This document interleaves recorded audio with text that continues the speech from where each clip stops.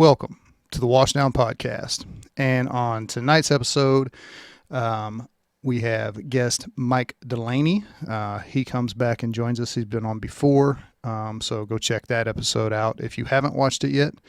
But me and Mike and Chris all sat down, had a great conversation, talked about mental health in the first responder world, and also just some other stuff, random shit too.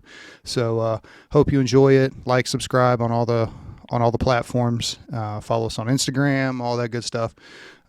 So here you go, the Washdown podcast with guest Mike Delaney. Oh, good Lord. Really? Cardinal score?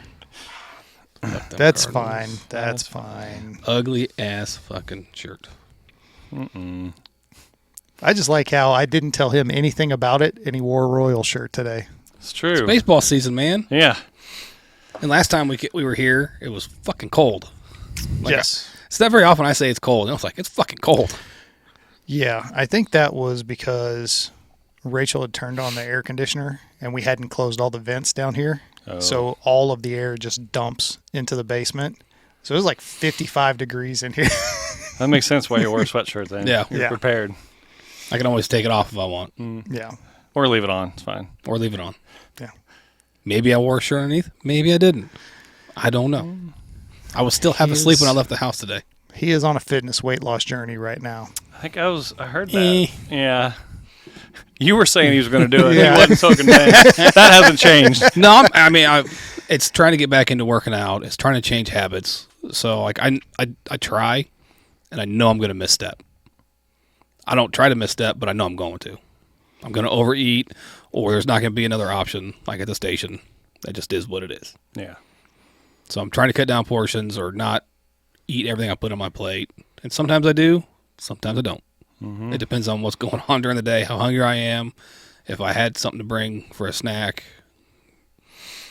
I was just listening to a podcast, and they were talking about, when they brought this up, nutrition specifically, but people go all gun-ho, all in, want to get dialed in 100% of the time, and then you set yourself up for failure. Yep. Especially with your jobs. It's just not sustainable. You're going to have those days where the meals are going to fall off the track. They just are.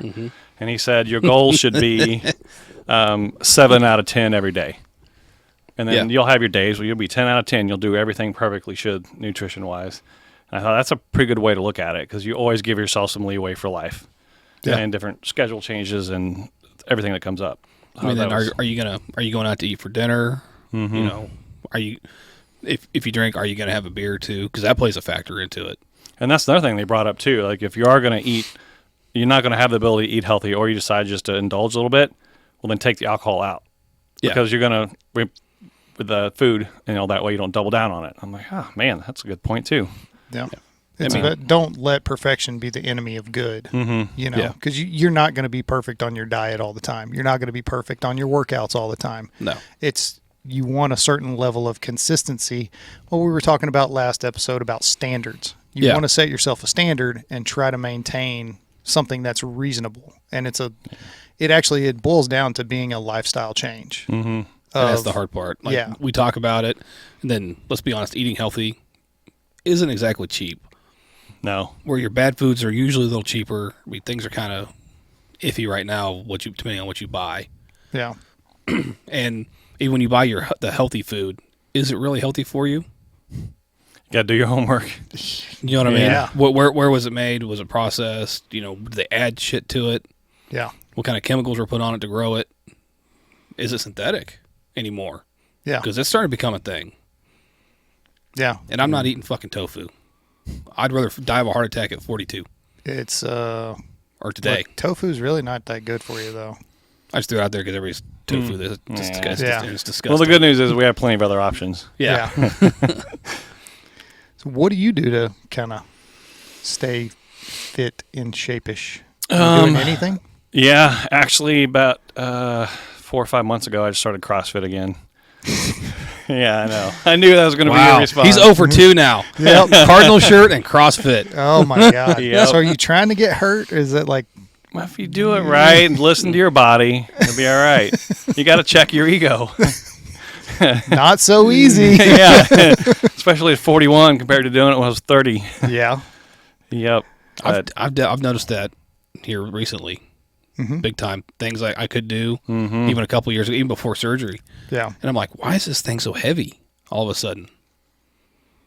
Or like I put that in the new shower in and hooking the pipes up. I was like, why is this so hard to turn now? Like I'm using the tool more than I ever had to. Yeah. I'm like, what the fuck? Well, it's just part of getting older, man. Mm-hmm. I'm glad I didn't get the shakes like my dad's got. So my dad and brother both do it, where no matter what, like it's not even that hard, like they're using a wrench, they shake. And it's been their whole lives. I'll be darned. It's weird. I wonder. Yeah. So it's not like a neuro thing that just started like a year ago. It's been like. No, I got my buddy from back home. We used to lift weights together whenever we were like in the 8th grade or whatever. Lift the same amount of weight, it's like a 25 on the bar or 225s, whatever. So it was like 95 pounds, right? We're bench pressing. And like, it's no problem. Like he's throwing it up because he's a big guy, but his freaking arms just shaking the whole time. It didn't matter if it was just the bar or the 25s or 45s. I mean, you could have stacked any weight on there and his arms would have shook the same way. I always had a little bit of that shake, but it's not too noticeable unless you're close to me. You don't see it. Yeah. Just certain movements, though. Yeah. I've never really, I think maybe with the wrench thing and doing that, if I've been working on something with my hands, like fine motor skills for a little while, I'll start to get fatigue that. is one thing because you're going to fatigue doing that, like even putting in the faucet in the sink, because now you're laying down, you're reaching way up, and you're going to fatigue faster. So yeah, you're going to have some of that shake, or things don't work out. You can't get the tool in the way you need to. I hate plumbing, by the way. Yeah. I said that it last never goes episode. well for me. Fucking hate plumbing, and she made me redo the whole bathroom. Although she put the light in while I was at work, I was surprised. I came in, I was like, "Huh." So. And she did a phenomenal job. And then she bitched about it for 20 minutes. Like yesterday when I got home, I was like, "Yeah, now you know why I complain." See why I procrastinate on those projects? Yeah. I'm like, I always find a reason not to do it. The procrastination, like you said. But bathroom looks good. Yeah. I just pay people now mostly. Like we're getting new windows in at the end of the week. Yeah, that's a little different. New windows put in. Perfectly capable. I used to get paid money to do that. I'm not doing it anymore. Mm-hmm. Yeah, I'm not doing windows. Like it was just changing out fixtures. But like when you change out your shower fixtures, it wasn't just they were different colors. So now I have to replace the head. I have to replace the control valve because the new one is different than the old one. I'm like, are you kidding me? So now I'm shutting the water off to the whole house and yelling at her about how to shut the water off. Like, how do you not know where the water shut off is? Yeah, that's something they got to know. Is all the things we don't think about till at least you find out before it's too late. You're not on shift, and she's like, "Hey, oh my God, what do I do?" Yeah. It's hard to turn. I'm like, it's supposed to be hard to turn. Oh, I've ran that call more times than I'd like to admit, of going and having to turn somebody's water off because their water heater exploded and just is dumping everywhere, and they have no idea where it's at. That makes sense. Yeah. I never thought of that, but it makes sense. Yeah. Yep. Call 911 for everything. Well, I mean, we're professional problem solvers. That's ultimately that's what we're doing. Janitors of the city. Somebody said that to me one time, and I was like, fuck, I can't even get mad. I got I can't even get mad at this one. I'm like, Yeah. So you're heading into a new career field now. Hopefully. It's gonna happen, man. Yeah, I mean, know. it's just gotta be patient with it. Yeah. We're first responders are good at that. Oh yeah, Being patient. Patience is a virtue, right? Yeah. Well, we're good at procrastinating, avoiding, and that kind of thing. Until we make up our mind we want to do something, then it better happen now. Exactly. Yeah. So. Yep, I think it'll be interesting. I think I've got a lot of good perspectives to bring to working with first responders on a psychological level. Yeah. Absolutely. So. I would agree with that. I mean, from the little talks that we've had, and then the support group that you had going there for a little while, I found that valuable. The times I was able to make it out there. But shift work, man. That I know. I think someday something like that'll fly here. It wasn't ready yet. Yeah, I agree. I think the awareness and the importance of it, I think it's on the upswing, but it's getting everybody to really come together on it, and realize the value of. It's worth making your time in the schedule for that. It's worth figuring out why to go and learning to test or trust your gut. Hey, I should probably go this week. Yeah. Yeah, and then go. Yeah. I think having different areas, having it be in different areas might get more people to go to. I mean, look where I'll use our Union Hall, for example. I'm not driving that far out there. Is it important to go to those meetings? Absolutely it is. But now I'm tired. I've been busy all day, and I just don't want to drive out there. Yeah. It's sheer laziness on my part, 100%. Yeah. But that's my reasoning. That's a kind of human nature.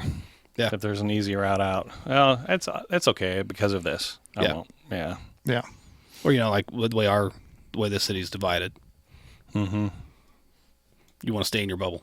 Yeah. And it is sometimes it's hard to get places. Yeah. And those are all excuses. Exactly. Nothing but. I'm not arguing that. I'm not. It's none of those are an actual reason not to go. Yep. I agree. So, yeah. But that's still my reason. No, that's your excuse. Use the correct fucking terminology. Come on, man. Reason, Hey, excuse. man, it's 2023. I can use whatever I want. Okay. So how long have you been doing this podcast now? You guys are over a year, right? We're 2 years. Yeah, 2 years. Wow. So we're 100 and what do we got? 18. I think this would be episode 119. Yes. So Have you had any, I'll say, blowback from your department for organizing this? not from the department. Actually, the feedback we get from like department level stuff is all good. Like at least the people that I've talked to. Now, individuals, Yeah. I've heard through the grapevine, nobody's ever said anything to me directly. I've heard all good stuff. Yeah. Most people So- like it. Good. Sometimes So- that's said in a room full of people. More times than not, it's one-on-one or just a couple Yeah. people. Yeah, it's one of those things where I think it's still one of those subjects, even as much as, especially if you're in that space of you're being active with the mental health stuff and you're in that community, for lack of a better word, then it's like super acceptable. That's just part of the conversation. Whereas I think it's starting to get that way now, where it's more acceptable to talk about, but it still has a long way to go. Yeah. In my opinion. The way I kind of see it, it's people look at it like it's okay to talk about, and hey, if he does that, that's good for him. There's no judgment, but I don't need that. That's kind of the feeling I get more times than not. Is that's kind of, which still step in the right direction, but got some ways to go. Yeah. Like we had a class with David the other day, who's been on. Say his last name again. Struther. Struther. Thank you. I just wanted to make sure I said it right before I said it. Yeah. And it was, it was him being him, and basically saying you're all fucked up and you need it, which is true. Yeah. And it's good to hear, but I think more people need to hear it. And let's be honest, he's kind of got the same. He was a firefighter at one time, so he's got that personality and talks like we all do, and I think that's what you need. Yeah, and he won't say just leave it at you're fucked up. Like, well, here's how we get better. Yep. If you're going to listen and do the work, Yeah. it'll be done. Yeah. He'll show you the why, and then he'll show you the how to fix it, Yeah. and the what needs to be done, Yeah. Well, and which is important. I think for this population, that's super important. Is you need a roadmap or steps. Because that's what we want. We want A, B, and C. Okay, and then should be done. Which sometimes it's not that simple. A lot of times it's not that simple, especially when you're dealing with complex shit like PTSD or depression or something that's trauma related. Layers of all the above. Yeah. Yeah. And then sometimes you get in there and depending on what type of therapy you're doing, other shit starts coming up that you haven't thought about in 15, 20 years. Stuff from your childhood comes up and all of that. And you're Just straight stuff you forgot. yeah. Because the brains are very good at burying that shit Yep. and protecting, like, it's like a protection mechanism to protect you from that trauma, but it doesn't really protect you. It just makes it worse in the long run. Mm-hmm. At least, I don't know. Yeah, I've heard a lot of people say that, like, well, you didn't realize A, B, and C was happening until a year later because your brain knew you weren't ready to handle it. Yeah. And I kind of see both sides of that. Yeah, it may have been your brain protecting you, but also it does double down on it later, I think, when you do start handling it. Yeah. For sure. Because it seems to get worse before it gets better. Oh, it absolutely does. Yeah. Because, and I don't know how much I actually believe that whole, I mean, yes, like it does that to protect you or whatever. But I think it's really, really important, especially in our lines of work, that you have to know that and realize that and not let it do that. Like that whole, well, you got to be ready to talk about it. I did it. Yes. Now we're good. We got free passes. Free passes for the rest of the show. That whole being ready to talk about it, because I mean, if you listen to like experts like, Tanya Glenn from down in Texas, expert on PTSD, first responders and military and all that stuff. It doesn't take long for PTSD to set in. I mean, we're talking weeks, days sometimes. So if you're waiting a year until you're ready to talk about it, you're so far behind the 8 ball now. It's going to take that much longer to get over it and get through it and start the growth process. Mm-hmm. So, and that's something that really doesn't get talked about a lot. It seems like we get the front half of the conversation of the PTSD. Nobody really touches on the growth aspect of it afterwards and what you can do after. Mm-hmm. And how much better you can be and more resilient and deal with stuff better because you have went through that experience. Yeah. And there's so much room for growth in the resilience part. Like, let's train people and figure out a way to build up that resilience to PTSD. Yeah. There's no research that'll say you can stop it, but you can definitely lessen the effects and set people up for success, I think. Absolutely. So how do you build the resilience before something happens? Like, say kids are in the academy. I say kids, but new recruits, whether police, fire, EMS, doesn't matter, are in the academy. Is there a way to teach them to be resilient early before something happens? That way they can deal with it at that point in time. I'll let you take this, and then I got an answer too. I think there's a lot of layers to that. Did I ask a really hard question? Yeah, you did. It's multifaceted. Solve it, and you'll be rich. Yeah. Well, I'm fucked. I'm same boat. Yeah. I think there's a lot of education that has to go into just learning what it is to be resilient to start with. I think, like you said before, stuff builds up and builds up, right? Like when I was single and young and a brand new cop, I would go and do something really horrible the night shift before, go home, rinse, repeat. I truly didn't think that there was anything wrong with it. I never acknowledged any emotion or feelings. I'm like, you guys know, you can't see and do some of the stuff you do and not think that's the most horrible thing you've ever seen. Now, it's adaptive in the moment to not think that, but then that all build up. Mm-hmm. I listened to a person burn alive in a car and didn't think about that for like 8 years later. Somebody brought it up. I was like, holy crap, I didn't even realize that. Yeah, I never thought about it again. It's not normal. Yeah. So teaching those kind of things, first off, it's okay to go back to your car or the next shift, go, man, last night sucked. Can you believe that? And then talk about how, it's no simple as that. Like respecting that and realizing what's going on, I think is a good place to start. But then you say, well, we got to talk about your feelings. And then the conversation with the people takes another direction. You know, it's not necessarily sit on a couch and talk. It's just like you guys do. You talk about the table at the firehouse, right? Yeah. That's a good start, in my opinion. Yeah. I agree 100%. And the idea, and I don't know where this idea came from, that you're supposed to be able to see all this stuff and then not think about it or not process it, all that stuff. There are people like that. They're called sociopaths and psychopaths. Is that who you want to, have in a firefight next to you, or is that the standard you want to set? Yeah. I mean, no, you got to deal with this shit. For me personally, I think what would be a step in the right direction. Obviously, the education portion of it, I think, would be huge, of them making the new recruits aware of what they're going to see or potentially see and how to deal with it.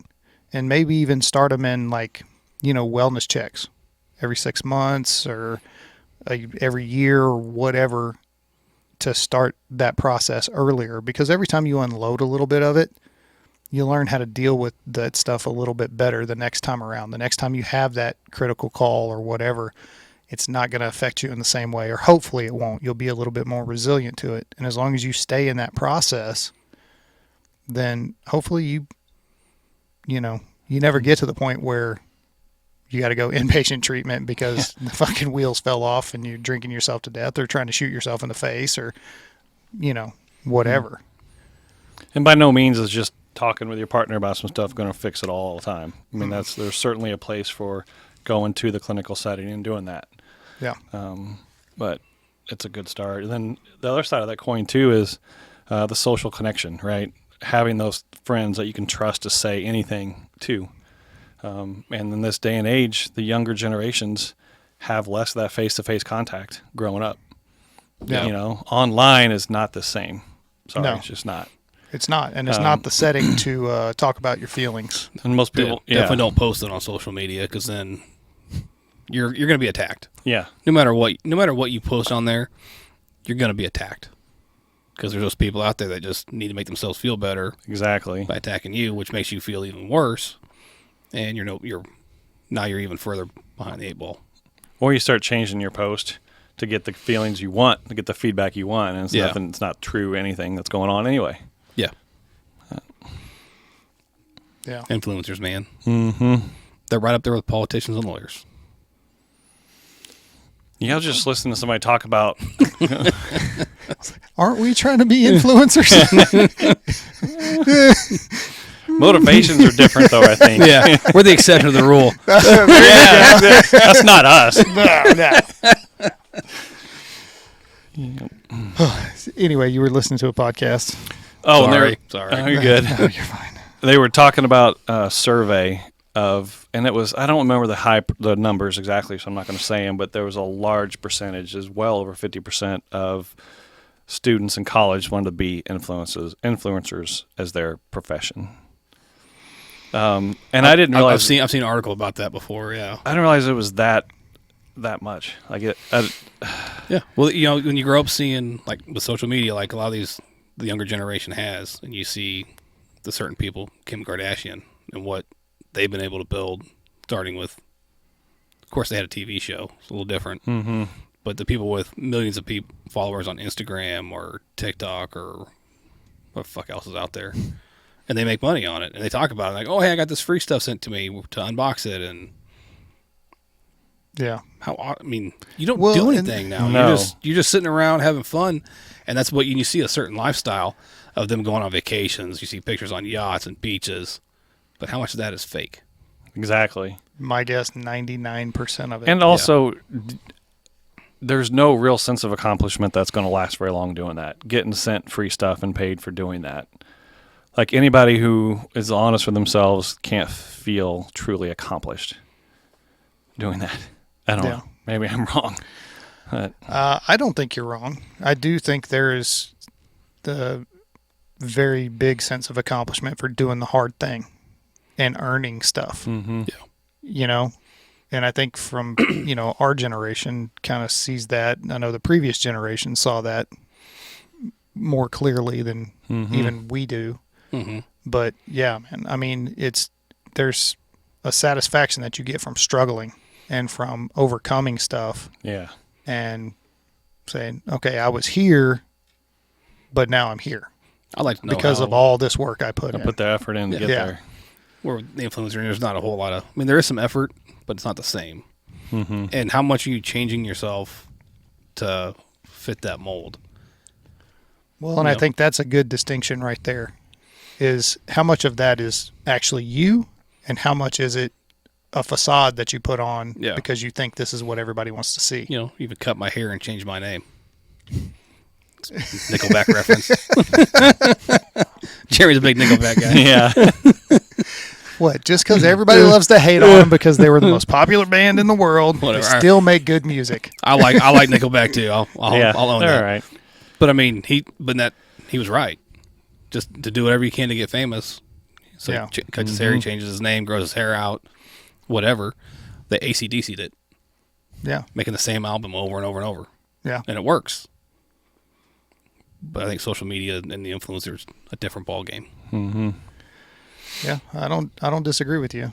But that's the generation that's coming up, and that's what they see, and that's what they see as success. So, and I think that directly affects or is a direct. What am I trying to say? As a correlation.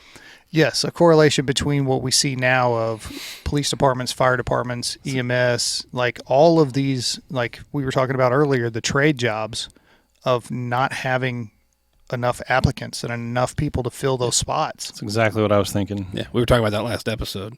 Yeah. Now, I'm okay. Like, you see police and fire departments they have TikTok pages, they have Facebook accounts and stuff like that. I think those are great. Show the public that side of the department. And if you're not using those tools to get applicants, you're missing out. Yeah. You have to do that. You got to do whatever you can absolutely. to recruit. Yeah. Take every path available. But it also humanizes the badge, essentially. I mean, I know we've seen that campaign where, like, they're not just cops. These are real people doing a job. And this is, so you're showing that humanity part. Yeah. But the point that I was making was they don't want to do the hands-on hard work stuff. They want to go hold a phone up and record themselves doing something stupid. Yeah, they want to do a little dance. Yeah. And then earn money that way. Yeah. Very few people are going to be able to do that on the scale that needs to be done. Yeah. I mean, look, how big were the Island Boys here a few months ago? I didn't pay any attention to them. I just saw that. Yeah, but you knew who they were. I heard about them after they had tried to do like that live rap show and bombed horribly. Yeah. That's the first time I'd ever heard of them. So they were like a model rocket. It was real cool going up and pop. And disappeared. It's done. That's most of what you get with that stuff. And because you put so much stock into it, it's going to affect you mentally. It could break you. Oh, for sure. Then you have to go get a real job, and you're not going to be prepared for it. Yeah. My point is that not enough people want to do the real jobs. Nope. In my opinion, the most important jobs. The jobs that keep this country running. Yeah, jobs that are built on. Yeah. Yeah. AI is not going to fix that. We were just talking about that too. Yeah, it's definitely not, because you're always going to need somebody to pick up the garbage. You're always going to need somebody to put the house fire out. You're always going to need somebody to pick grandma up, and you're always going to need somebody to catch the criminal. That shit's not going to change. It's not going away. No. If anything, we've seen a spike in all of that stuff. Oh, I mean, crime all over the nation. Yeah. Yeah. Crime's through the roof. Our call volume's through the fucking roof. Oh, they go hand in hand. Yeah. Yeah. I mean, cops call EMS to take care of the problem. Yeah, man, he's got a cut on his hand. You guys got to take care of that. That's a skin crack, man. Give him some chapstick, he'll be fine. Nope, he wants to go with you. Yeah. Nope, he requested hospital. Hospital he gets. Driver on the block. Hey, man, you know you can go, right? Really? Yeah. What do I do? I'm like, just leave. See you later, man. Cops are over there. You go that way. Terrible. Just that's awful. Don't hate the players. Hate the game. Well, I mean, and the opposing team, especially when they wear Cardinal shit. Haters gonna hate. That's okay. I'm used to it. I've lived in Kansas City for over 20 years now. But I do cheer for the Orioles as long as they're not playing the Cardinals. I mean, when the Cardinals do get in the playoffs, I do kind of cheer for them as long as they don't play the Cubbies. Yeah. So one of the coolest things I got to witness was when the Royals made the playoffs the first year. So all my friends were diehard Royals fans anyway, and they all started wearing the most raggedy, old, torn, stained Royals gear they could have because they wanted it to be known. Hey, I've been a fan, not just today, always. Yeah, fight lifelong. But watching them, like I think a buddy of mine had a wedding reception the night they clinched the playoffs the first year, and all the guys go out in the parking lot to hear the final pitch, final outs, and just watching them relish in that. Honestly, I realized how spoiled I was growing up a St. Louis fan. Yeah. But it was kind of brought back some of the love of the game. It was fun. I mean, look at how good the Chiefs have been here lately, and how many years Chiefs fans have gone through heartache and disappointment. And filled the stadium every Sunday, regardless. Yeah. Yeah. I mean, I grew up during Marty Ball. I still love Marty Schottenheimer, don't get me wrong. A lot of heartache then. I was like, man, you're there. You're there. I can see it. Yep. And then here comes prevent defense. Like, fuck, we lost. Yeah. All that does is prevent you from winning. That's it. Can't stand that defense. Just play defense. Yeah. I think maybe he had a kicker too. Yeah. He got infamous. Lynn Elliott, is that his name? No. No, he had Nick Lowry. That's the first kicker I remember. I'm trying to remember now. I thought Kansas City had a kicker that missed a couple key field goals back in that era. I don't know. It's been so Definitely long not now. as bad as Scott Norwood for the Bills. Who, by the way, is actually one of the most accurate kickers in NFL history. Just not in the Super Bowl. Pressure will change you. Yeah. Hey, man, laces out. It's not his fault. Finkel is Einhorn. Ace Ventura reference. I I didn't catch that. That's you're reaching way back for that one. And it was a Dolphins reference on top of it. What's wrong with the Dolphins? They had the Nothing. greatest quarterback ever, They did. but never won a Super Bowl. Yep. I still want him to win his. I want to come out of retirement. Yeah. What is it? His rookie season, they got to the Super Bowl. And that was it. Yep. And then never even got close again. He's a good actor, though. I mean, Ace Ventura, Bad Boys 2. He was in Bad Boys too. Yeah, they took his car. No, it was the first one. Was that two? That was yeah, two. it was two. Yeah. Yeah. It was the casket Yeah. car chasing. Yeah, 'cause they took his Cadillac. Because Martin Lawrence, he's like, let me know how it handles and how it drives. And Martin Lawrence, oh, he's going to drive the shit out of this. Then they get back, like, you should buy one of these. Not this one. I fucked this one up. You should buy one of these. I haven't seen that movie in a long time. I'll have to rewatch it just for that scene. That was a great scene. Oh man. So master's program, you're waiting on that. And then Correct. what's your plan after that, or do you have one? Are you gonna open up like private practice, or are you gonna Right now, I don't have an interest in opening up my own practice. Because I think there's a kind of what I want to do would be a mix of, I want to have the clinical ability one-on-one to help people and go through that process with them. But then there's a lot of consultation and education and presentations and figuring out a way to help set officers up to be successful before the PTSD takes control. so you want to focus more on A mix. mix, but also really dial in on the preventative side. Correct. And so I'm not like going to put myself one direction and keep my mind open and just go with it as it comes along. Yeah. There's no shortage of work, first off. So Nope. we'll get the experience and then we'll see where it takes me. Yeah. Well, I think that's valuable. Like we talked about earlier, I think that's really the biggest thing that's lacking right now. And you can see like organizations are starting to go that way of doing some preventative stuff in their academies and stuff like that. But I think they could do more. I think it could be expanded and, fleshed out a little bit better. And that's how you change culture. And I think that's one of the keys. Like the longer we go with this conversation, the more people who are going to start the profession thinking like that, and then those people will be in leadership positions in the future. They can make decisions and budget for that stuff. And be like, no, this is important. We're going to do this. I know it's going to cost X amount of dollars, but let's look at how much you invest in training people from the start. I don't know about the fire service, but a low end is $75,000-ish for a cop. Yeah. I think we're in the same ballpark. Yeah. Yeah. So if you start some I think education, it's a little bit more for us. Yeah, we're more technical. Yeah. or you just need more training. Well, it's because our job's more important. So important, you got to let somebody make sure it's okay to go first. Okay. Who does that for you? Whatever. I guess we could just stand around and look at somebody till all the others show up. I mean, Cops, not medics. give them tourniquets, and what do? They put it on everything. I'm sure, yeah. He scraped his knee. Tourniquet. Yeah. Seriously? That's better than when I started, though. Nobody did that. You know, all the young cops you meet now, they put tourniquets on multiple people. And I look back, I'm like, oh, man, how many of those could I have used?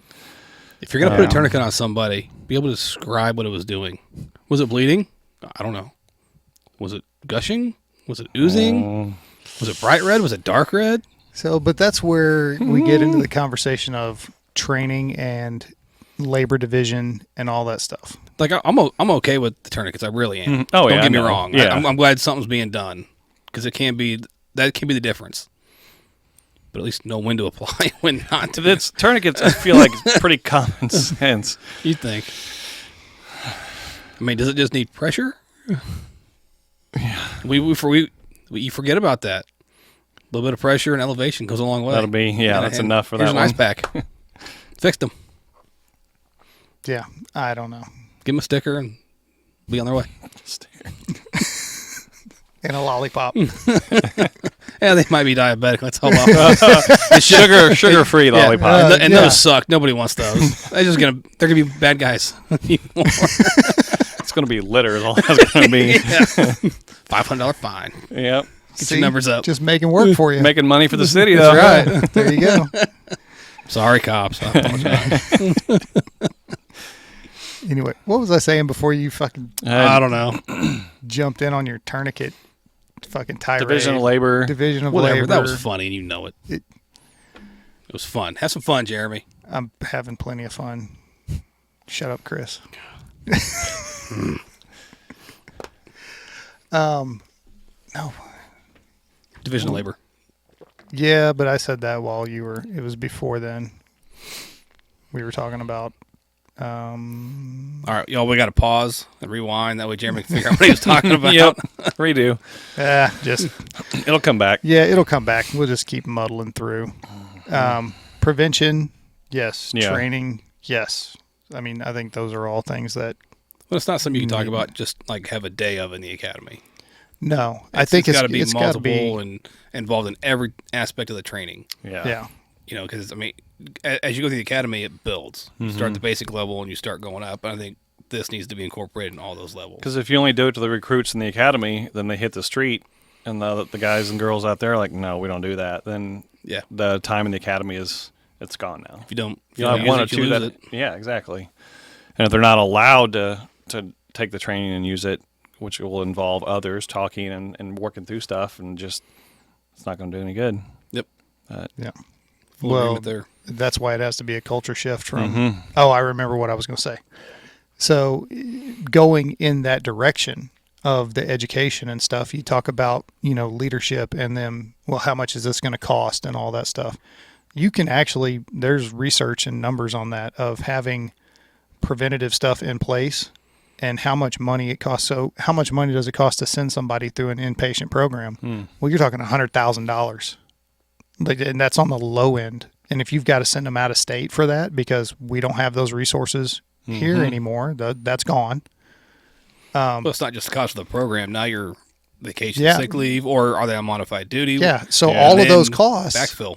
Whereas if you took the preventative nature of it and you said, let's say your program costs $1 million. How much money do you save as a department in the long run by not having those 40 to 50 to 60 to 70 officers having to put all those people through inpatient stuff? And then possibly they may come out the other side and still not be fit for duty. Yeah. Yeah. Depending on what they went through or physical things. Yeah. So now you have to replace them. So you're spending another $75,000 to $100,000 on a new recruit to replace that one that you had 10 years invested in. or 5 years invested in. Yeah. So, I mean, if you're looking at it from a bean counter standpoint, just makes sense. Yeah, but you got to pay the money up front. It's getting over the upfront cost. Yeah. But that's if you the problem. make, nobody wants to add that to their budget. if you make them see what it'll cost in the long run, I mean, you can break it down. You know, how many firefighters did we lose in the past year because of suicide or an on-the-job injury to mental health stuff, PTSD or depression or something like that? Okay, well, now we're already short-staffed. We're trying to hire new people. So now we're having to pay overtime to replace those people that are no longer here for whatever reason, and we're still trying to train new recruits to replace them. Yeah, you're never going to get ahead that way either. No. Yeah. Yeah, because you're always chasing your tail. Yeah. And this, I think, is a step in the right direction of maybe not chasing our tail so much. Mm-hmm. I mean, I think, me personally, I think the years of seeing people stay in these career fields, 25, 30, 35 years, those are gone. Like, you'll see people like us and maybe some guys with just a little bit less time. They'll stay. They'll do that 25 or 32. But I don't think that you're going to see anybody that we've hired in the last 3, 4, 5 years that's going to stay that long. Yeah. Because they don't see it as a career now. It's a job. I think you're going to have more than not.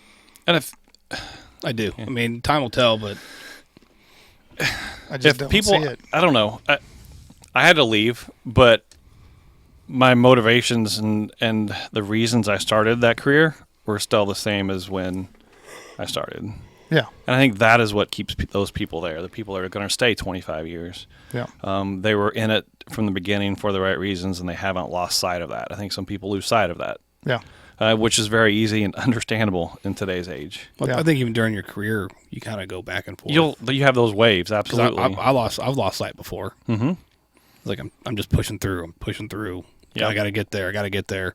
Sometimes you got to fake it till you make it. Yeah. And then all of a sudden, something happens, and it could be a conversation. It could be a mentor, or It could be that call that you call, run. Mm-hmm. and all of a sudden you're like, "This is why I do it," and your attitude changes again. Yeah. And you got to. It's the being mindful of it, Mm-hmm. making sure you don't backpedal again, or if you do backpedal, you don't go all the way down to the start. Yeah.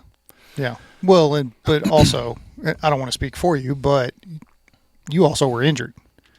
So you had some shit happen. Mm-hmm. If that hadn't happened, if you hadn't gotten shot, would you still be on the street? Would you still be working as a police officer? I think, yeah. I don't think I would be mentally healthy at all. I think that set me down a path that eventually I got to a spot where I had to address stuff. Mm-hmm. And I don't know how long that would have taken without that. Yeah. Quite honestly. I had changed a lot and a lot more than I realized. Once I started, digging in and doing the work and got better, then I could see the shift in myself looking back. Yeah. So I think, yeah, I would probably still be working. I wouldn't be married. I would probably still be drinking. Yeah. I'd be unhealthy. Yeah. And that's, speaking of marriage and family, is something I thought of when we were talking too. Like, so when we talk about educating people when they start these careers, right? In my mind too, it's a good thing to do to just set them up for success because of the families they're going to affect as well. Mm-hmm. Spouses down the roads, and then those kids they produce down the roads. Instead of having kids from broken marriages and alcoholic fathers or parents who got divorced and hate each other, that affects them. Mm-hmm. And it was maybe a direct influence because of the job set that in motion. So why not set them up for success that way too? Because when you have happily married cops and firefighters, they're going to be better at work too. Yeah. When they're not worried about their kids all the time or worried about what they're doing to the kids because they know they're not acting right at home and not being a good father or a good mother, that affects them at work as well. So it's almost, we know what the job is going to do to people. It should be the agency's responsibility to set them up for success in any way they can if you want 25 or 30 years out of those folks. Yeah, absolutely. Yep. Because no matter how much we can sit here and say, don't take the job home with you, it's going to happen. Every single one of us does. Mm-hmm. You do. Because you can't. you can't just turn it off when you leave the station Yeah. or the firehouse or whatever. And then that 20-minute, 30-minute drive home or whatever, all of a sudden you flip a switch and you're a different person. That's not reality. No. You can fake that for a while. Yeah. But eventually it's going to come out. mm-hmm. So. Yep. Really? Yep. Nah, there's nothing else to say on that one. You got to educate everybody. Yeah. How to do it though? That's the hard part. It's $1 million question. I mean, we just bring them all into. You say at the graduation, make that part of your graduation speech. And that's the thing, though. Your sons and daughters that you let us have to do this job, or we're gonna kiss fuck them them goodbye. up. They're not going to be the same anymore. You got to deal with it. So I don't You know. know what I mean? Do you offer classes for the spouses? Or do you offer classes for couples? Like the cop or the policeman or the firefighter or the EMT or the paramedic and their spouse of, hey, this is what to expect and this is what they're, Do like a pre-employment counseling or pre-graduation counseling. Yeah, I don't know. That's a good point because there's a certain part of that too. When during the education, all this, I feel like you're going to lose them anyway. Because I know 22-year-old me sitting there listening to that, I've been like, it's not me. Never going to happen. Yeah. That stuff never. I know what I'm getting into. That's what I'm signing up for. So you fight that battle too. So then if you beat them over the head with it too much, I think you're losing any ground that you may gain too. If that makes sense. Yeah, makes a lot of sense actually. So because you're right, and especially for younger people coming in, everybody knows everything you need to know whenever you're 18, 19 years old, right? Yeah. So yeah, I mean, you sit there and get beat over the head with this mental health stuff and how much this job is going to affect you, and oh well, that's not me. I can handle it.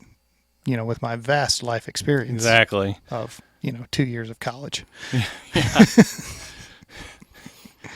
I can make ramen on my own, bro. I can DoorDash anything I want. Exactly. You don't have to make ramen anymore. Nobody can afford DoorDash in college, but yeah. I don't know. I think. Well, what about like the other movie? So Lethal Weapon, you always had the psychologist. She's always in there. So presumably she was on staff, right? Yeah. Do most police departments have that? How many fire departments have that where they're on staff? And they're always making rounds. They're always available. And how many do you need? And can you set up couples counseling? So like in the Lethal Weapon show, he was forced to go to counseling, and she was in the station. Yeah, I think for bigger departments that is a viable option because they have bigger budgets. But when you're talking about smaller departments or whatever, it might not be viable. So now, do you have one person for that department? So I mean, in that well, and I think scenario, that's where we only see the one for LA, and she could just be assigned to that police station. Yeah. So do you have one per station? So fire departments, do you have one per battalion or district or however you separate your city? I think that's where the importance of having a chaplaincy program and a peer support program comes in. Because I think that's the first step, right? Yeah. That's that first entrance into that kind of stuff. Once you're out on the street or in the field, and those people I think would help reinforce that. And there's somebody to talk to. So if you need bigger resources, you need to go talk to a therapist or a psychologist or whoever. They can point you in that direction. So now, how many people know who their department chaplains are? Do you? We don't have one. Yeah, we do. Do you know who yours were? I know we always had several, but no. We got 3. But you don't know who they are or how to access it, do you? Nope. Is Communication. it on your? Do you have an internal web page? Is that where you'd find that? No. No. We'll talk about it later. Copy that. Oh, yeah. Okay, so I know what you're talking about now. In the past, we didn't have one. Yeah, we've always had them. Had one, but now we've got different denominations and stuff like that. So I think that's what the PD had. They had one for. I think they probably tried to get all denominations, a chaplain for each. Yeah. Yeah. So, but another thing to there's so many realize with denominations, though. It's chaplaincy programs Yeah. is those chaplains mostly are non-denominational, Mm-hmm. so they can sit with anybody.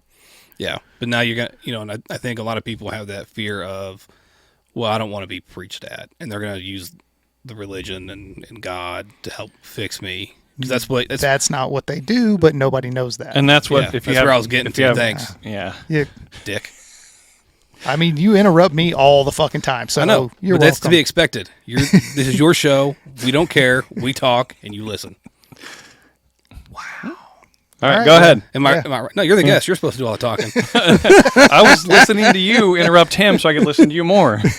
You're supposed to interrupt me. That's the way this works. It's a triangle. Triangle Can of you draw a interruption. picture for me? Man, I don't know if I can draw that bad.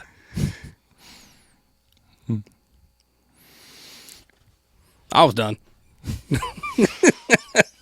Yeah, nobody wants to be preached at. Well, that's the fear, right? Yeah, and the good ones don't. The good chaplains don't do that. No. If you want to go down that road, they go down that road with you. If not, they're just a good set of ears. Yeah. It's kind of like in MASH, their chaplain. Is that Father Mulcahy? He kind of did that. I mean, he didn't really preach at him. He did a little bit, but he listened more than anything in the show. I think it's more like that. What is it with you and referencing 70s TV shows? I don't know. I've There's been a on a lot. kick. I've been on a kick, Yeah. man. Don't worry. Emergency's coming. It's coming. Maybe some Hawaii Five-0, the original, not the new show. On the new one, I like the new one. I do too. I've caught several of them. Yeah. That's pretty good. So here's another question that I got for you.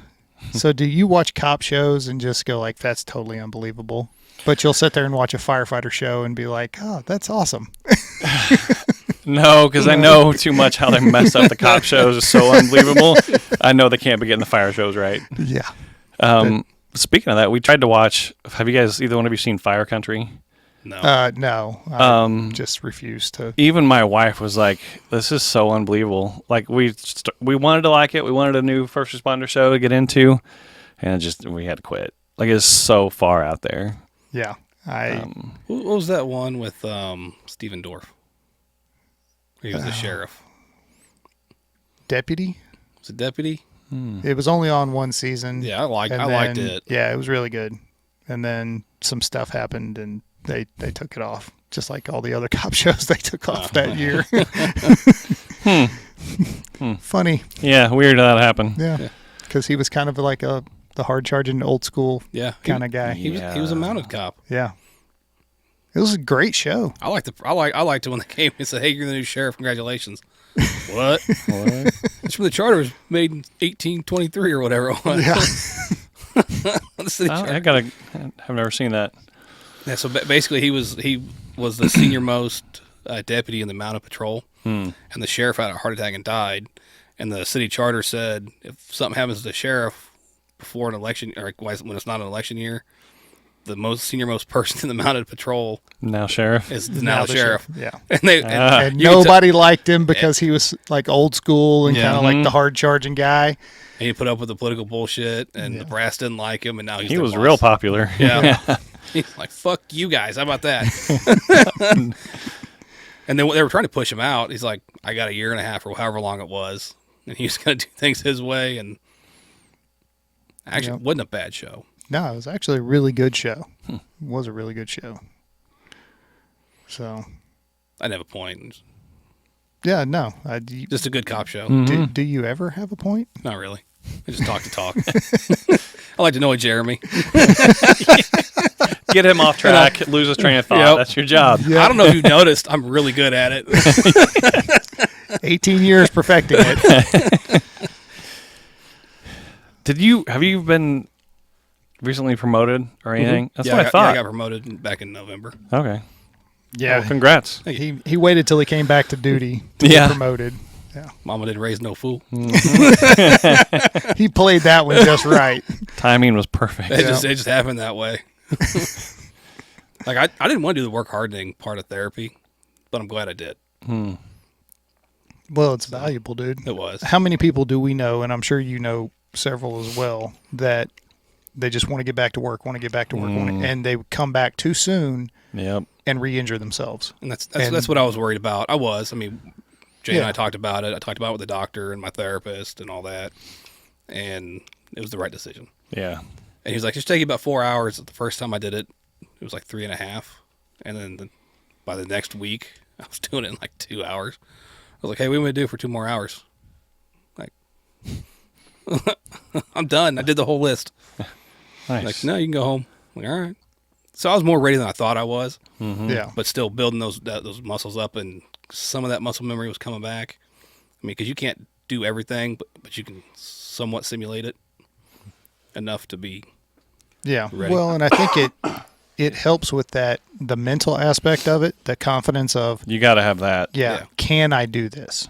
Because anytime you get injured, I think that plays a part into it. It does. Whenever you're trying to come back, it's like, okay, you got this little doubt of, okay, well, if I step this way, it's, my knee or hip or whatever going to hold up, or if I go to pick this thing up, is my shoulder going to be okay? Or, Yeah. and Well, there's still some of that doubt even coming back to work.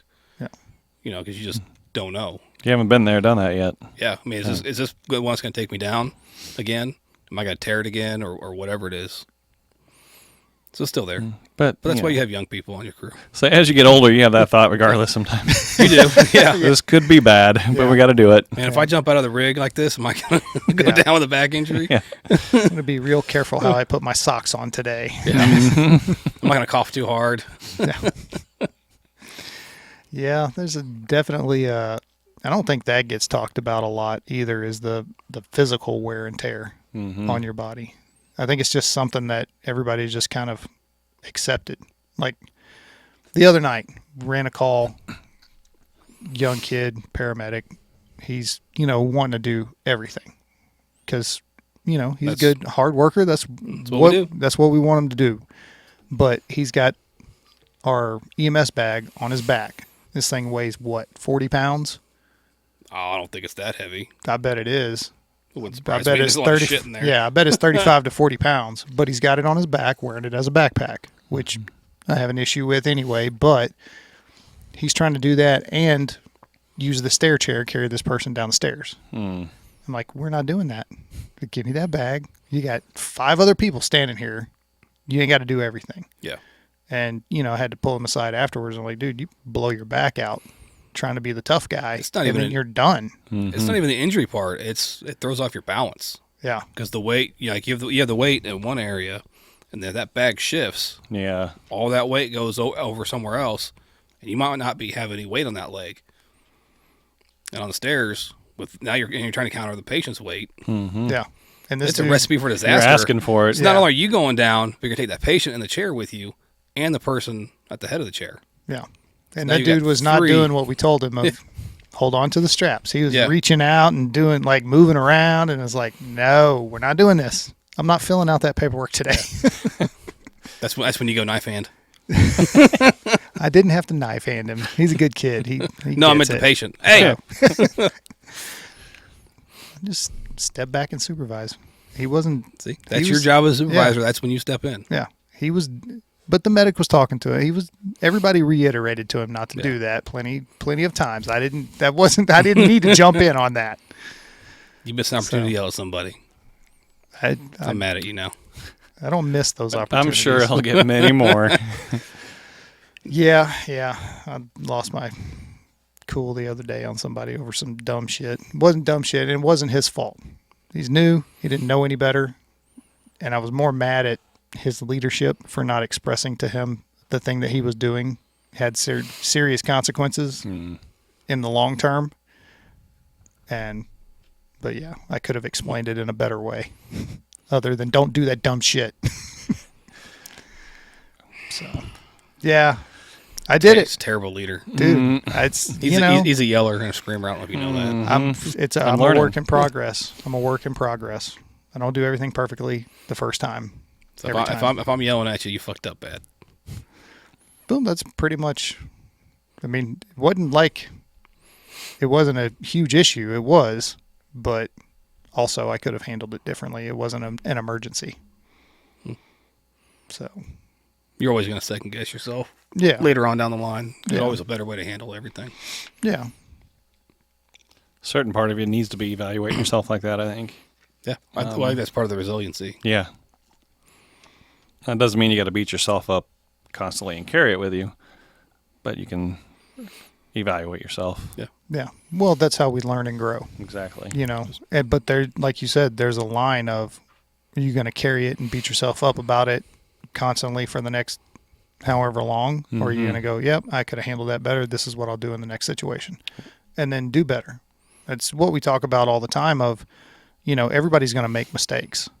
Just don't make the same mistake over and over again. And you're going to make the same mistake more than once. Guarantee it. I mean, maybe you will. I won't. Mm-hmm. One and That's done. why he's got to yell at so many people. Yeah. They Yeah. do, he doesn't. Exactly. I've watched him work on his Jeep.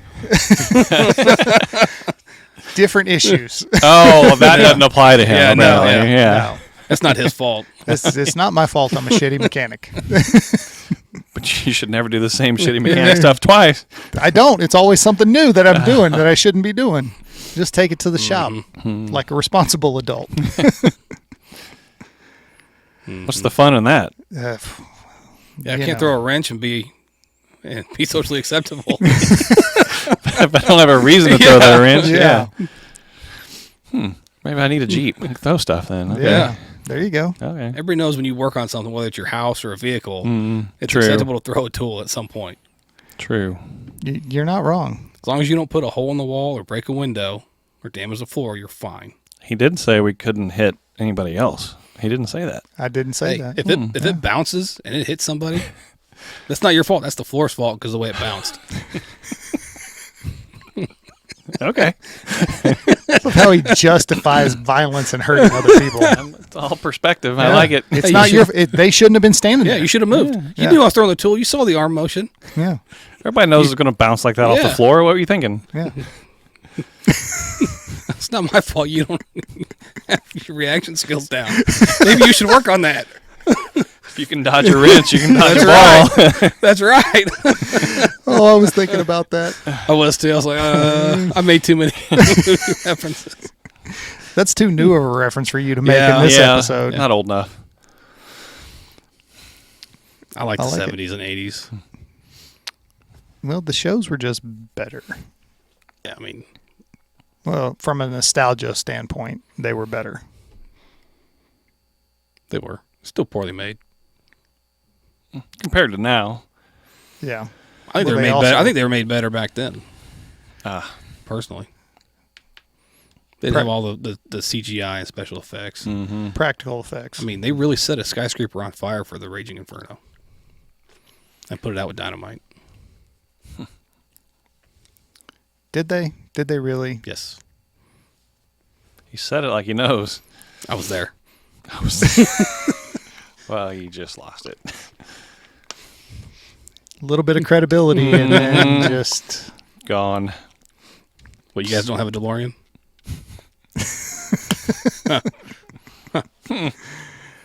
Okay. again too new of a reference, man. No, that's 80s. Mm-hmm.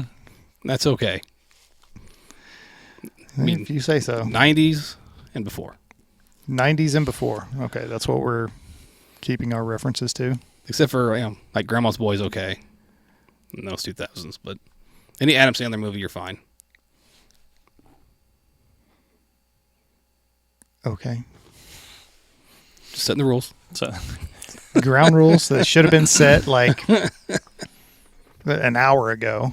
Don't worry, I'll change them for my need here in a minute. I'll say it's going to be fluid. I Yeah. have a feeling. Yeah. So we kind of just tailed off there for We a did. second. We did. So earlier I started asking you guys, I asked you how long you done this. Yeah. The feedback's been mostly good. Are you getting the traction you want? Like, what's your goal? No. Like, what are your goals and how do you see this progressing? Well, so here's the issue that we're running into right now is because of the things that we talk about on the show. And I don't know if it's the mental health aspect of it and how we talk about, suicide and PTSD and all of that stuff, or if it's, slightly the conservative bent, because we are mostly, we don't preach conservative liberalism, all that, we try to stay not political, but run into the issue of being shadow banned on YouTube and Instagram. Like for the longest time, the podcast wasn't even searchable on YouTube.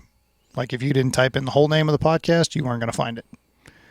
So, but if you were already following it, for the most part, you would get those notifications and all of that stuff.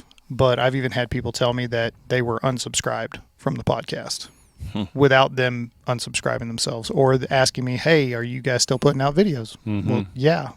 Every Wednesday a new one comes out. And, and then they go look and, I haven't gotten a notification for that. You got like 10 episodes I haven't seen. So it goes back to that. You're trying to make things better, not divide. Yeah. So as far as that's what it is. As far as gaining the traction, I thought we would be further along with our reach. There is some encouraging, stuff. Like I told him, we got an email 2 nights ago from somebody from Kentucky who I have no idea who they are, but reached out to us because of watching an episode of the podcast. So, I mean, we're getting that more and more of a reach. It's just taking longer than really I anticipated. I thought we would be much, much further along. And I'm starting to see now, like, especially with being a little bit more active on Instagram and like searching things on there, finding more and more podcasts that are very similar to ours that have started recently. So that's encouraging as well. I mean, I'm not worried about like us, being huge and making all this money and all this stuff, because it's just probably not ever going to happen. But the more podcasts that are like this that are getting started, and that's encouraging because it's getting out there in the consciousness more. It's being more available, more opportunities and more options for people. So somebody that they may never see our podcast, but they might see one of those other 5, And I don't care. As long as people are getting helped and, the culture is shifting and changing and people are becoming more aware and doing what needs to be done, and we're having people make it through these careers and come out the other side happy and healthy and, living long in retirement. That's what I care about. Yeah. So you've had some good guests on from all over the country now. So that's good. Yeah. And that's just doing a little bit of networking. I'm sure I could push it a little bit harder with that kind of stuff. But typically what happens with us is, I'll send an email to somebody that I saw on a different podcast, just a random one that was, a cop or a firefighter that was on, this podcast, or I saw them on Instagram or whatever. And I reach out to them or they reach out to us somehow. And so we'll have them on for an episode, and then that leads to somebody that they know. And then, it kind of chains along. Yeah. So like we got a guy coming into town in a couple of weeks. It was an Arizona firefighter. And I saw him on a podcast, and I was like, I should reach out to that guy. Well, I saw a cop that was on that same podcast, actually knew him. And I had him on the podcast, and he's like, oh yeah, that, we were in the same support group. And I'm like, perfect. Oh, he goes, here's his contact info. And I'm like, sweet. So I email him, and, we go through that process, and it took 8 months or whatever, but he's actually going to be coming to town and in the studio. So awesome. It'll be great. Just out of curiosity, because I don't know how this stuff works. So I know one time you posted about being shadow banned, and they notified you, or no? Do they every time they? No. So shadow banning, they don't notify anybody that's happening, right? And one time you got notified for something, right? Something got took down. That'd be violated community guidelines. Something on or YouTube, something. I think. I don't remember. But so the shadow banning they don't know about. That answers my questions. Like they'll just shadow ban, and you're not searchable or showing up in feeds, and you don't even know we it. made somebody angry and they complained. Yeah. Like, okay. And they don't do any how many times you see videos about that? So then is it just they shadow ban you for X number of days? Or how's that? From my understanding is you just kind of get quietly removed from the algorithm. and however long that is until, and typically the way that you get around the whole shadow banning is if you have a large enough following and people are searching your stuff, then you'll just automatically get put back in that algorithm. Yeah. So it's not something that, I can complain to YouTube or Instagram or whoever, hey, we're not in the algorithm anymore or whatever. Mm-hmm. They'll just be like, whatever. Yeah, they'll say Sorry. the algorithm does what the algorithm does. They don't have control of it. Yeah. Gotcha. They're full of shit. Yeah. That's right. I So- said it. You're full of shit. And now we're shadow banned again. Yep. Starting from zero again. Yep. Sorry, Jeremy. Yep. That's what I do. Make his life hard. Yeah. But you won't fire me. I've tried. I am unfireable from this podcast. Nice. it's untouchable. Untouchable. Everybody Yeah, knows I'm like- employees like that. They can't Yeah. get rid of them. I'm like Kevin Costner. He's Sean Connery.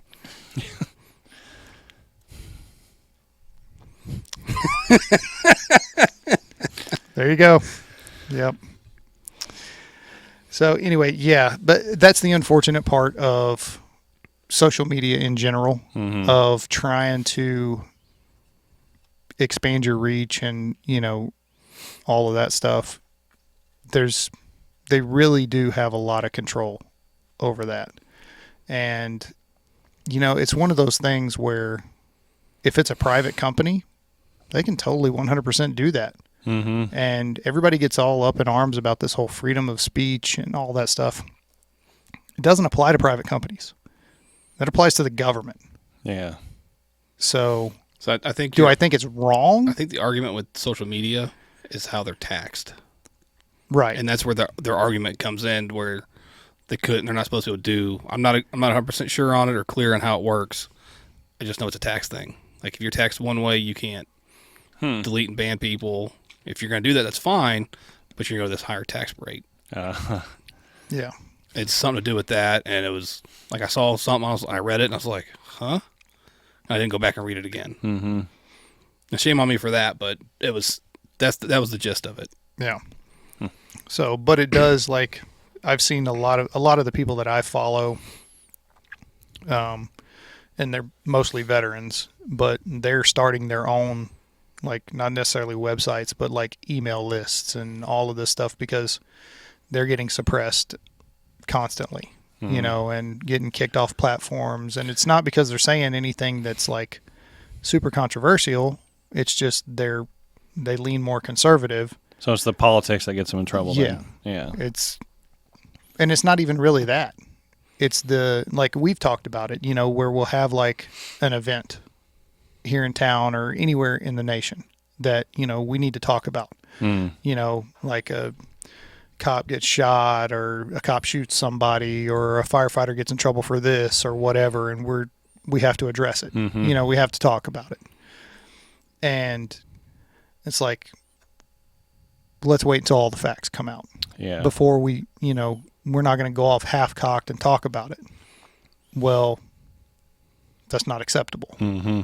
You can't say, let's wait and see. Let's get all the facts and you're not guilty until you're presumed innocent, whatever, or found innocent. They want everybody else on that other bandwagon of pitchforks and fucking torches. Yeah. So that's why we don't talk about a whole lot of current events on the podcast, to be honest. And that's not really your thing. No, So- it's not. Yeah. But sometimes certain things It's gonna happen. come up. You have to address. Because it does affect mental health sometimes when Yeah. stuff goes on. There's no way around it. It absolutely does. And it's one of those things where, as representatives, basically, of the fire service and first responders in general, some things you just have to talk about. Mm-hmm. Like we did a podcast about the whole Memphis thing Mm-hmm. and how fucked up that was. And it's like, look, we don't know all of the details yet. And then whenever we find out all the details, we'll talk about it. And we did, Mm-hmm. and it's one of those things where everybody's wrong. And you have to, like, that cone of silence that seems to permeate and, oh, well, we're not going to talk bad about them because they're first responders, or whatever. No, you got to call people out on that kind of stuff, and not necessarily even call them out, but go, hey, look, this does not represent the job. So This is not what we're about. This is not what we signed up to do. I think that's the key there. That does not represent the rest of us. Yeah. Yeah. And I mean, in my personal opinion, if you have more people coming out and doing that and saying, oh, wait a minute, that is not us. Mm-hmm. That's not the things we believe in. This is what we believe in. Then it's just going to make it better. Mm-hmm. Now, the problem that we have, obviously, is we have a very small viewership. And most of the people that are going to watch this are going to be first responders anyway. Mm-hmm. You know? So, I mean, what, are they going to disagree with us? Yeah. Like, no, we totally believe in that. No, you don't. Come on. Yep. Yep. Are you going to start a podcast? I don't think that's my thing. The lights just flickered. Yeah, they did. Did I Yeah, stroke they did. out? Okay. No, they did. No. Oh, damn, we missed our opportunity there. Yeah. You fucked up. See, you got to be quick. Yeah. Yeah. Yeah, no, the air conditioner or heat, something just kicked on probably. I've noticed it getting a little hotter in here throughout the day. Yeah, well, I got the space heater going because I could probably turn it off. Yeah, I got a shower tonight anyway. Doesn't help the smell right now. What did he say? I didn't hear that. Yeah, I don't know. You know what it was? He said something unfunny and stupid. Oh. You need a button. You can just mute him and he wouldn't know. They did that to me one day. I was talking shit and Miranda was back there and he said, mute the mic.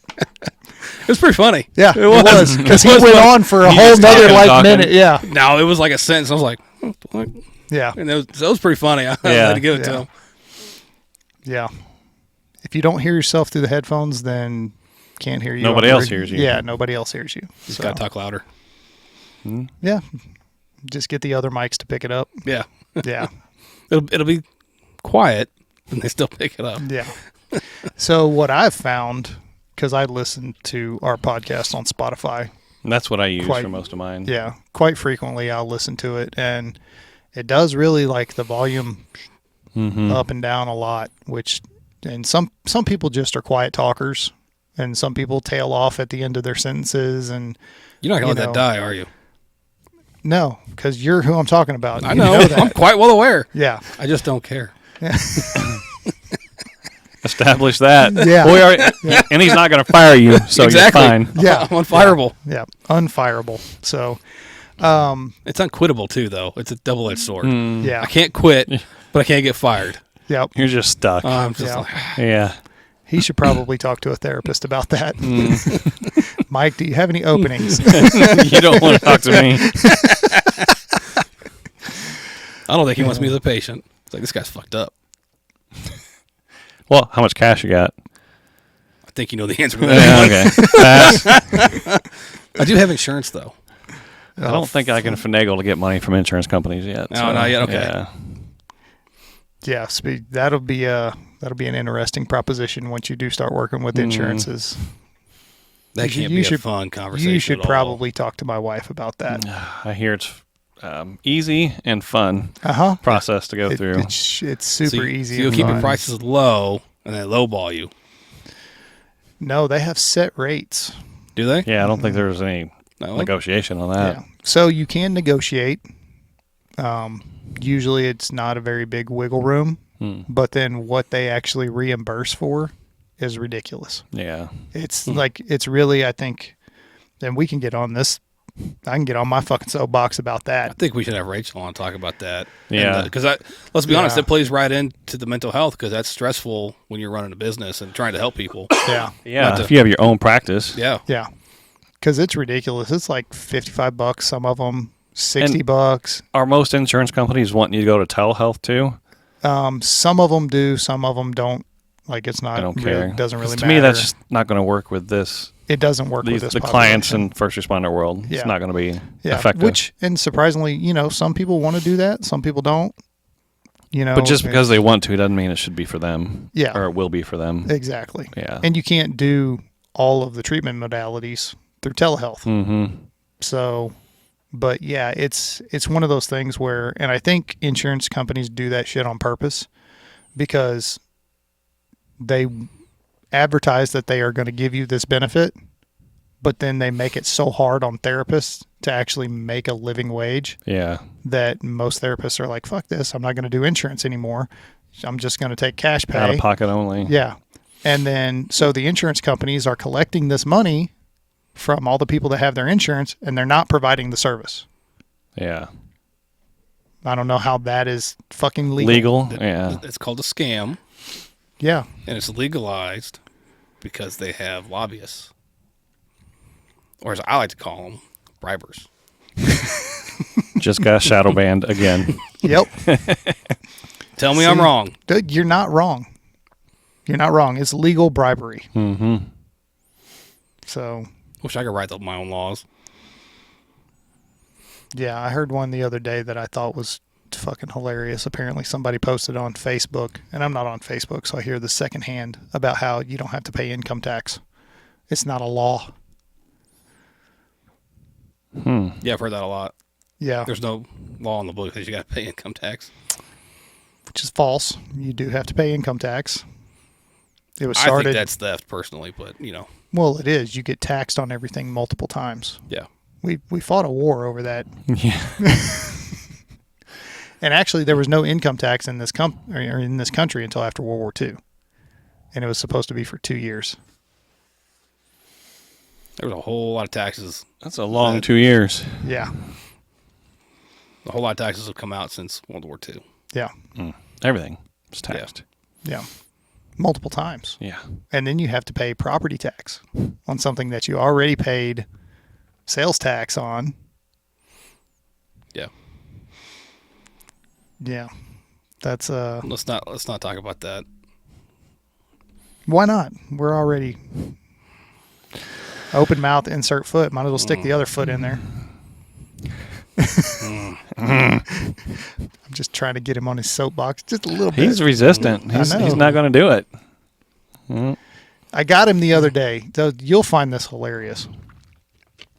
So, Is it the one we deleted? yes. Oh, So, and we had to delete it. But, so, yeah. It didn't record for like 30 minutes. yeah. Uh, So, The good, had the a- good 30 minutes too. I think I just listened to that episode. Like, you were pretty fired up, even once it was that- recording. no, No, that was a not different one. Oh, it was a different one. Oh, okay. This was last week. We got together Oh. and we were going to do one because we needed to do a couple episodes to get us through until we start having guests again. Mm-hmm. So we come down here, and I had a bunch of old episodes on there on the computer that I'd been leaving on there because I got a new editing program that I was going to start working with, and I wanted to use some of the old stuff to just play with it, right? Mm-hmm. Well, in that time, I'd also went on an off-road trip, had a whole bunch of Jeep videos that I was putting together for some friends of mine. So I had a bunch of video on the laptop. Oh, no. Yes. I know where this is going. Yeah. So we're sitting here talking, and we were a good, 45 minutes in, 50 minutes, close to an Something like hour that, in. yeah. And I just happened to turn my head and look, and it's not recording anymore. And I'm like, what the So we look at it, and it had only recorded 30 minutes and then run out of space. So it ran out of space on the damn computer. So if we would have had a guest on, Mm-hmm. who knows? Yeah. It would have been like shooting an episode and not having any audio. Which we've done that before. Done that before? Yeah. He's done that before. 'Cause he's in control of that stuff. Yes. It's weird. He looked at you when he said that, I know. though. I haven't touched the computer at all. I don't even It's know a how good to. place to stay. Nope. Yeah. Press play. We talking about what's play? Yeah. Yeah. Well, that's why we're supposed to have That one started up. I was fired up. He was fired. I don't know what it was about. I up. couldn't remember what I was mad about. Oh, we were talking about DEI. Yeah. Yeah. What's that stand for? Diversity, equity, and inclusion. Oh. So, Mm-hmm. yeah, we kind of went down a rabbit hole with that for about 30 minutes. And then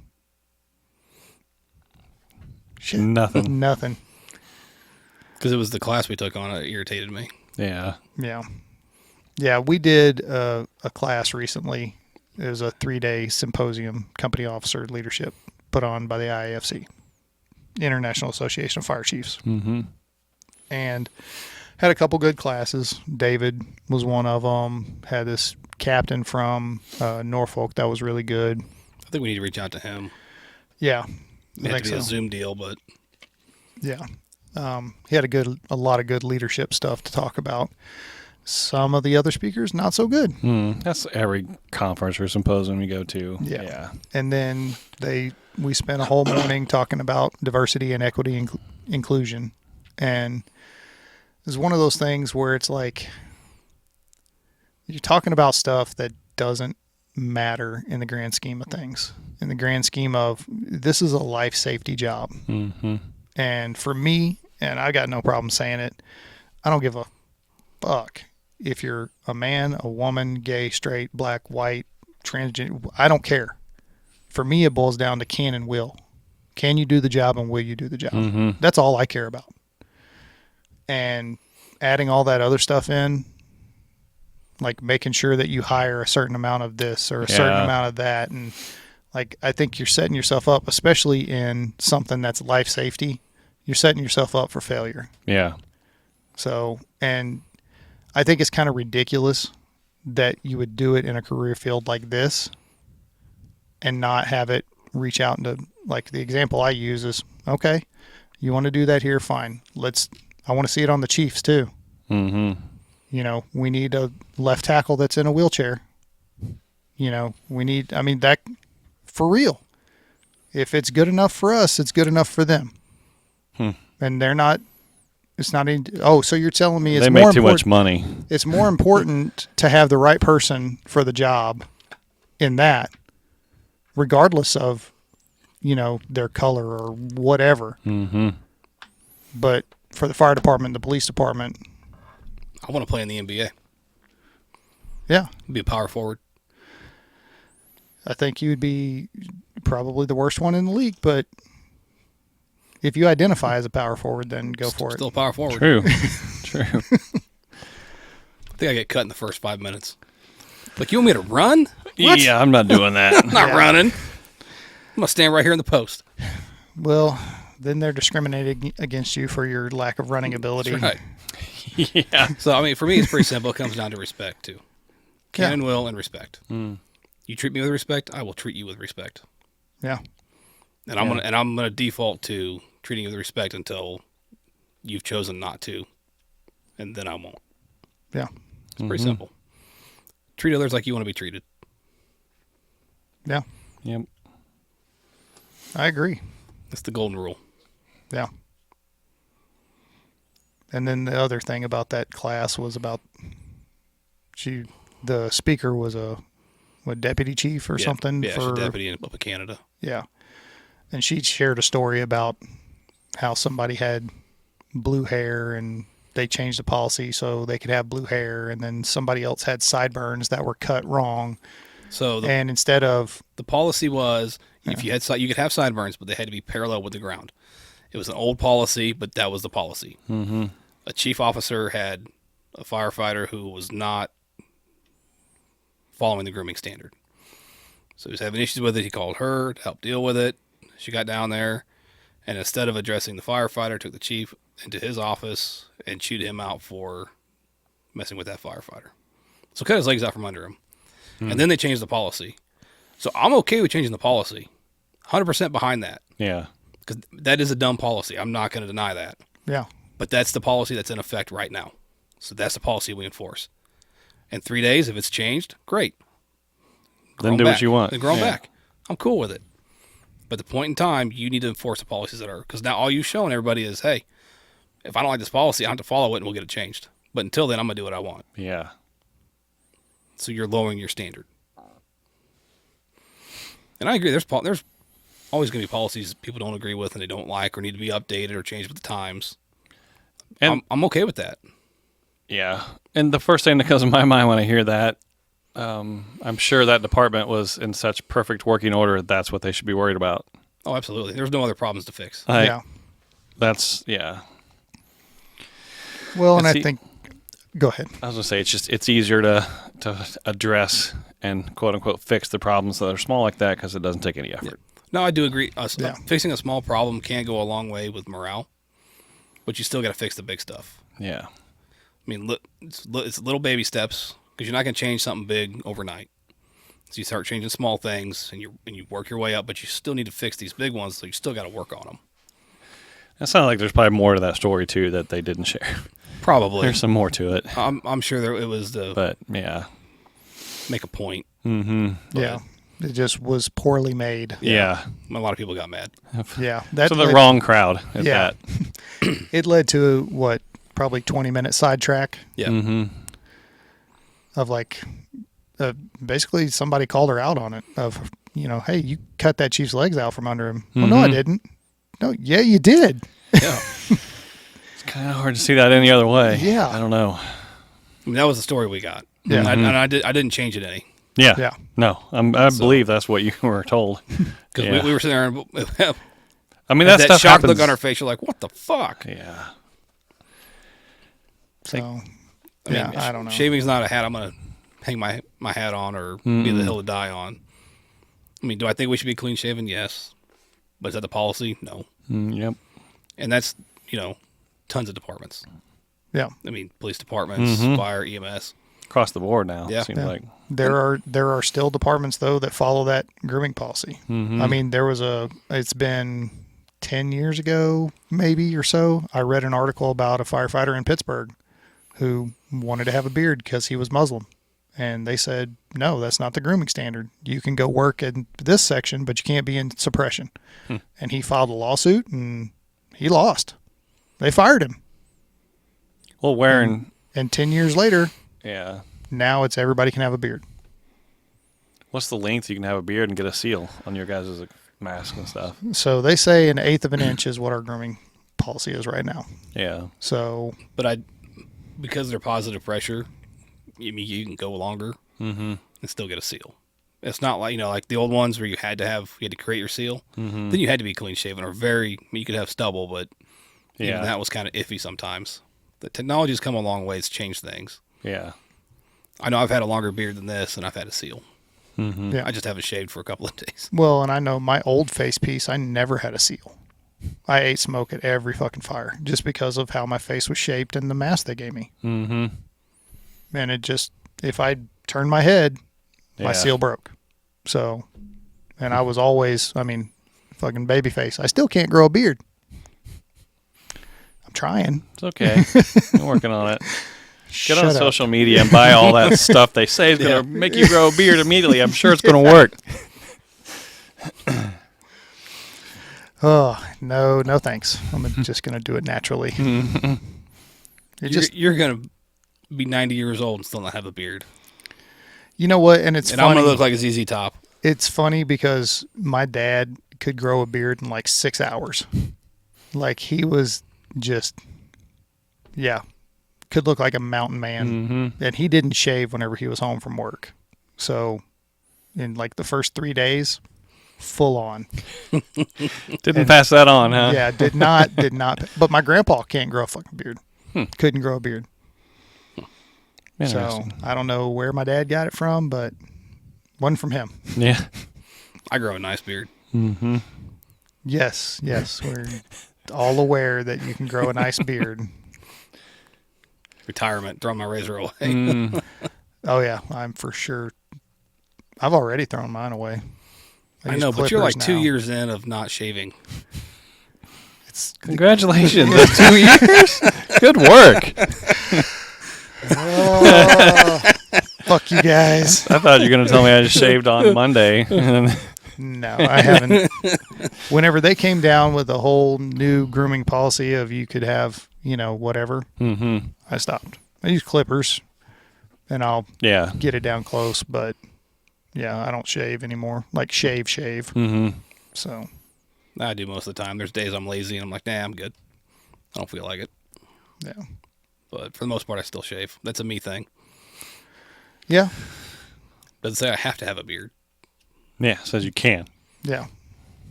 Now, when I came back from surgery, I had a full-on beard. Yes. I bet you were off for Yeah. months. Some gut said. I was like, I'm at the policy. Yeah, it was. I was in a non-suppression spot, too. Oh. So I took a 40-hour spot. So so even though I was off, I was just out of the field. I still Yeah, worked. you got to work. I did office stuff and a bunch of other things. So I stay busy, which I think that helped me out a lot more. Because when you sit at the station, you're hurt and you see everything everybody else is doing. You rush back quicker. Yeah, and I think it fucks you up mentally too. Mm-hmm. Well, yeah, it's that because you're missing out and you're not being productive. You're not being, you know, you're not doing the thing that you've trained to do. Yeah. You don't have a mission. You don't have a goal. So I think taking that 40-hour spot, it kept me busy, it kept me working, it kept me in the community. Yeah. And it allowed me to actually heal. Yeah. I got to go home every night, sleep in my own bed. No bells were going off constantly all day. Yeah. So I actually got good sleep. Yeah, and that's so important to recovery. Yeah. Well, and you got to learn. You got to learn a part of the job that most of us don't get to learn, and see a lot of stuff that most of us don't get to see. Yeah. Learned a lot. Really opened my eyes. Well, that's good. You took advantage of the time then. Absolutely. Yeah. And it definitely changed my outlook. Like even on things I don't agree with, but I understand why. Yeah, you saw a little more of the whole big picture. Yeah. So instead of because I always say like when you're a rookie or a sub or whatever, cadet, however you want to put it, you're looking through a peephole. Oh yeah. And then you get the front doors that have the little glass panes. Now you get one of those, and then you get a window, then you get a picture window, and then the whole side of the house is removed, and now you're outside the house, and you're seeing the whole thing as you go through your career. Yeah. And I think it's what you're exposed to and all of that. Like even doing this and going through some of the stuff that Jeremy's gone through and being there with him really made me open my eyes to a whole different another side of this job before that. Like I know we didn't talk about it, we knew it was there, but then actually seeing it. Yeah. Definitely makes change your outlook and your opinions change a little bit as you grow, of course, but Yep. It's all about growth, man. Not just the beard. I do like the beard. Really? Bringing it back to the beard? I'm saying it's not just about the beard. Yeah. I was setting you up for some mental health and growth stuff, and you just totally dropped the fucking ball, Mike. Hey, man, terrible. Is he always this judgy? Always. Okay. Just make sure. You're not special. Yeah. Oh, I'm special. It ain't a good way, though. Yeah. I don't know. But anyway, as long as you keep growing, I think you're on the right path. You're always going to learn. You're always going to grow. Just try and get better. And that includes mental health, and you got to make it a priority. Mm-hmm. Yeah. Well, and that's one of the things that's the part of the culture that has to change. Like we were talking about, is it has to be seen as a priority, and the importance of it has to be, I know we use the term hammered home or beat over the head with it. I mean, and to a certain degree, I think people need to be, but also there's that line, of got to make people realize that it's just as important, if not more so important aspect of the job than any other thing that you're going to do. Yeah. Yeah. Great. You can roll hose and, advance a hand line, or, every extrication technique or whatever. You still got to know this stuff too. Mm-hmm. I mean, it's not like, we talk about knowledge gap, of the things you just don't know that you don't know because you haven't been exposed to it. And I think this is one of those things where you can't afford to not be exposed to it, especially, seeing this, viewing it as a career and doing it for 15, 20, 30 years. It's going to hit you over the head. Mm-hmm. And it does everybody. Yeah, we understand and preach the need to keep physically healthy and start physically healthy and keep up on that to do the job for that many years. We got to get there with mental health as well. And if you start from the beginning and then it's just part of it, then it's not a big thing anymore. It's just part of what you do. Yeah. Yeah, it creates that habit early in your career. It's like that video we saw about being a leader. Lifestyle change. It is a lifestyle change. Like one of the videos they showed during that symposium was how basically a leader works, and it was very simplified. It was at a alternative heavy metal concert, and this kid was dancing by himself and looked horrible. It was horrible dancing, but he was having fun and he was dancing, and it was good. But 2 minutes by himself, and then somebody else came up and started dancing with him, and then somebody else, and all of a sudden here comes a crowd of people jumping in. Same thing here. It just takes one, and then two, and then three, and then 10. 20, and then it reaches out. Yeah. Well, and we've used an analogy similar to that of, if you can change the culture at your station, or on your shift, then whenever those people are going to move around and go to different stations or different shifts or whatever. Yeah. And if they can take that with them and then be the catalyst for change there, then it starts to migrate throughout the whole department. Mm-hmm. Every long journey begins with one step.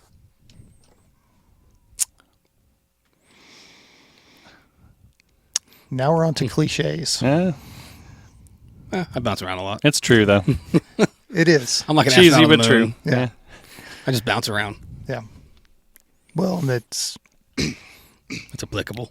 yeah. Mhm. Well, and most of those old sayings like that are old sayings for a reason because Yeah. they are true. Yeah. Yep. Just make sure you're on the right path. Yeah. It's usually less traveled. He's on a roll. Let's keep him going. Yeah, yeah. Yeah. How about horses to water and drinking? What about them? They're their own beast. All right. Are you planning on doing any like horse work and stuff? Because I know you were in that world before. It's definitely something that I would still take the opportunity to have my hand in for sure. Yeah. I think they're such unique animals. And it's just another tool, right? Yeah. When you're talking about treatment modalities and what you may work for somebody, that may be it for some people. Yeah. And it's not for some people. But I think it's definitely a good option to have. Yeah. Definitely, still have a desire to get a little more into that. But like I said, that's where got to get the education, get my knowledge, and start getting experience, and then we can see where it goes from there. Yeah. For sure. Yep. Well, and that's, I think, something that you're going to bring to the table is that you have seen that type of stuff, and that you realize that one treatment modality isn't going to work for everybody. Yeah. It's, Just put the we're tools in all- your tool belt. yeah, everybody's an individual, and what may work for him or me or you might not work for other people. So Yep.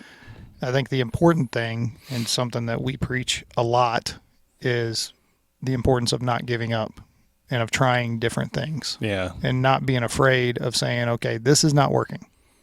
Let me find something else. Mm-hmm. So, Yeah. Sometimes you're going to get knocked down, but you got to get back up again. Yep. come on. I know where you're going with it. Come on. Nobody's going to hit as hard as life. Sorry. When you were a baby, I would hold you in this hand and say, nobody is as good as this kid. He could be anything he wants to be. I didn't know which way I wanted to go because I had two options. I had Rocky Balboa or I had Chumbawamba. Always go with the Rocky Balboa. I know, but we've used it many times. I was like, let's go this way. And I was like, no, I want to go this way. I'm like, yeah. No, it's always. That is gotta be the best speech I think that's ever been done in a movie. As far as taking ownership of something and moving forward. Because it's very applicable whenever you talk about mental health for first responders. Yeah. You're going to take some hits. Mm-hmm. The important part is you get up and you keep hitting and you keep pushing forward and moving forward. That's how winning's done. Exactly. I still love watching that speech. That's one of the three I watch a lot. I get fired up listening to that speech. It's that one. It's the Jimmy V speech, and then the Admiral at University of Texas. Oh, Billy McRaven. Make your bed. Yep. I still don't make my bed, but make the bed. Well, and that speech has a lot to do with setting standards for yourself and why the little things are important. And it's that crawl, walk, run. Yeah. But I mean, same thing here. It's taking that first step and doing something small. It's developing that discipline. And then you do that by starting small. Yeah. Get that snowball rolling, and next thing you know, you got an avalanche. Mm-hmm. Yep. And then you're modeling on firefighter calendars. Gotta have goals. Maybe the Yeah. chubby one. That's not the goal I was talking about. See how he we get him up here I and then know. immediately it's just like, no, that's There's too high of lot- a standard. And There's lots of women that like the dad bod. that is not a thing. It is a thing. Whether you want It's it, not a fucking just because thing. you don't have one and you look like a 12-year-old boy doesn't mean nothing. I've seen 13-year-olds with better beards. I'm kind of disappointed in you. That's the best you got, the beard. Yeah, Yeah. I'm not going to lie. we beat that one. You've a little known him bit. too long to go to that. You got something else. Low-hanging fruit. Yeah, That's all that is. I'm gonna stick with the low hanging fruit right now. Okay. That's all he can reach. Yeah, Because the dad bod won't allow him to get any higher. I've actually worked throughout my career, so my shoulders are fucked up. But you got them fixed now? Now's my hips. Oh, God. You've had a shoulder surgery too. I've had one. It needs to be worked on again. Oh, that's all right. That's a constant vertical challenge joke. Yeah, Yeah, yeah, it's overplayed. it's never going to be. Never gets overplayed. old, though. No. At least I don't have, like I told you the other day, I don't have to duck at fires. I don't have to crawl underneath anything. I can still see. I don't have to get on my knees. I'm good. You also can't reach the top shelf. There's nothing good on the top shelf anyway. That's where they put all the crap. Not always. Depends on which top shelf you're talking about. Nope, that's all crap. Yeah, you're looking at a Busch Light guy right there. I'm a Bud Light guy. Let's be honest. Are you still a Bud Light guy? It's just beer. Yeah. I don't really care. I really don't. Push what you want. I don't give a fuck. Yep. Doesn't affect my day-to-day life. No. But that's getting a lot of traction. It is. Yeah, they lost $5 billion. A lot of people being made a lot of money to make up for that. They'll figure it out. Yeah. Yep. Said not word. And all the beer producers do that. Well, everybody does. Yeah. Can't get away from it. Yeah. It just didn't get as much attraction for some reason. Yeah. I don't care what you put on the can. Is the beer good? That's what I care about. Do I like the beer that's in there? Well, okay, hold on. Bud Light is not good beer. That's your opinion. Controversy aside. Yeah. Still your opinion. It's true. If it does it for you, knock yourself out. I'd figure a St. Louis fan would be all about Bud Light since that's where it's made. No. So I've tried so many different kinds. Like I know when back in the day, Jeremy drank all those weird beers, Yeah. microbrews and all that. I never liked them. I was You always like kind what of you a, like. I mean, how am I feeling today? What kind of beer do I want? You know, it's kind of like music. I'll listen to anything. yeah. I only drank Busch Light. I only drank Bud Light. It's never my style. Now if I we want went to to try things. if we went to a bar and he bought me a beer, I drank it. Whatever. Cold and free. Yeah, I don't say a word. But if I'm buying, that's what I'm drinking. And I'll get you whatever you want. I don't care. Yeah. Although he drank like the $12 beers. I like what I like. Mm-hmm. So, yep. The good thing is a lot of the non-alcoholic beers are more like craft beers now.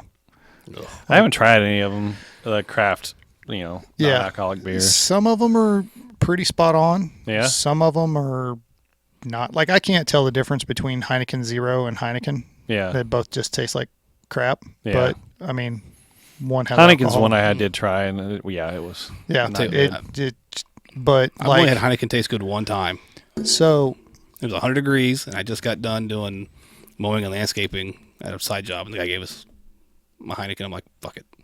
well, anything tastes good. And at it was that point. delicious. Yeah. Other than that, they've been crap. A warm hams would have tasted good at that point. But no, the surprisingly O'Doul's Amber tastes just like Dos Equis Amber. Really? Yeah. I would drink that. So if you like that, then. Yeah. I do like Dos Equis. But a lot of the ones that I've kind of found are more IPA based, and some of them are pretty good. I think if you throw enough hops in it, then it's going Eventually to it's gonna get- overpower. yeah. But yeah, some of them are not great.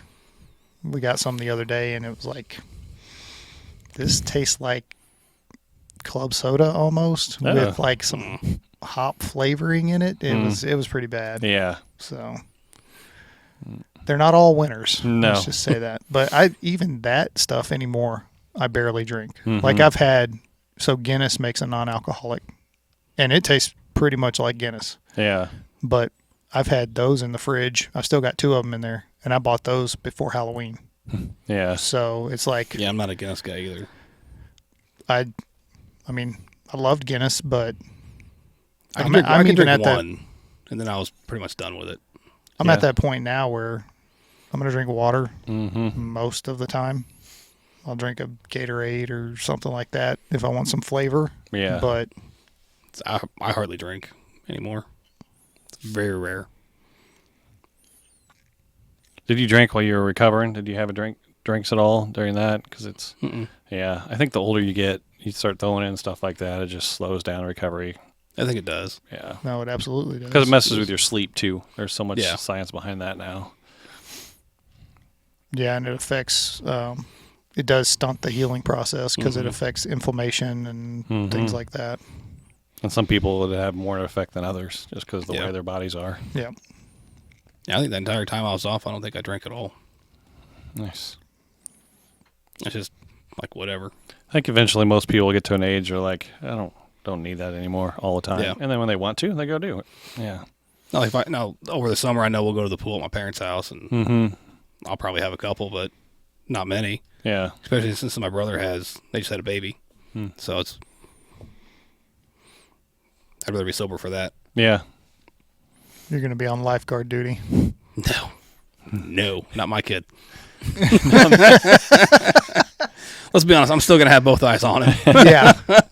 You'll be just like I am with my nephew, Yeah. and anytime he's here. I mean, like, he's not even 4 months old yet, so we're good. Yeah. He's not going to be walking this summer. Yeah. It'll be next summer it'll be the problem. yeah. But I think we're all going to, we're all older now, so we'll watch him like a hawk. Mm-hmm. Yeah. Helicopter. I already told him I can't wait to tell him all the bad stories about his dad and his mom. The good uncle. Yep. Yeah. I'll be the fun uncle. I'll be like, hang out with Uncle Chris. No, you're not. Yeah. I got home from that Jeep trip, and my Jeep was just covered in mud. And my wife had to pick up my nephew from daycare and brought him to the house until his parents could come get him.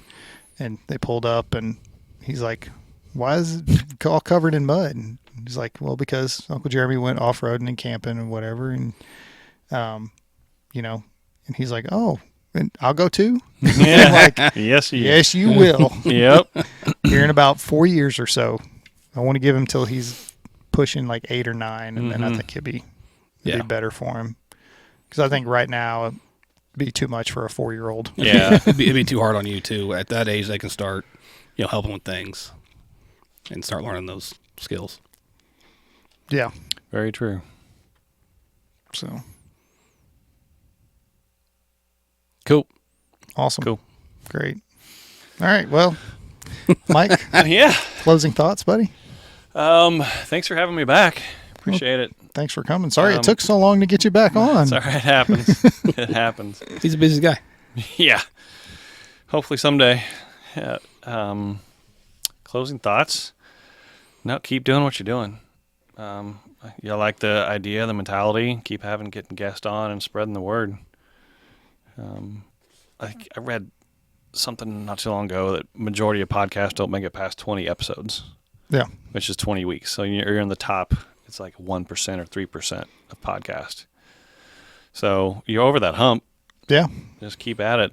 I know it's probably a lot more work than most people realize behind the scenes. So appreciate you doing it, though, because it's important. You guys getting together and doing this kind of stuff. Well, we appreciate that. Thank you for the encouragement. I don't have anything. 80s and 90s movies rock. I was hoping for a quote from one of them that would sum know. everything up. No. You're kind of dropping the ball there. Nothing from Goonies. Always leave them hanging. Always leave them wanting more. Never, man. Goonies never say die. There you go. See, There I knew I'd get one. got it out of him. Yeah. All right, everybody. Well, thanks for stopping by. Mike, thanks for coming, Chris, whatever. You're lucky I'm here. Yeah.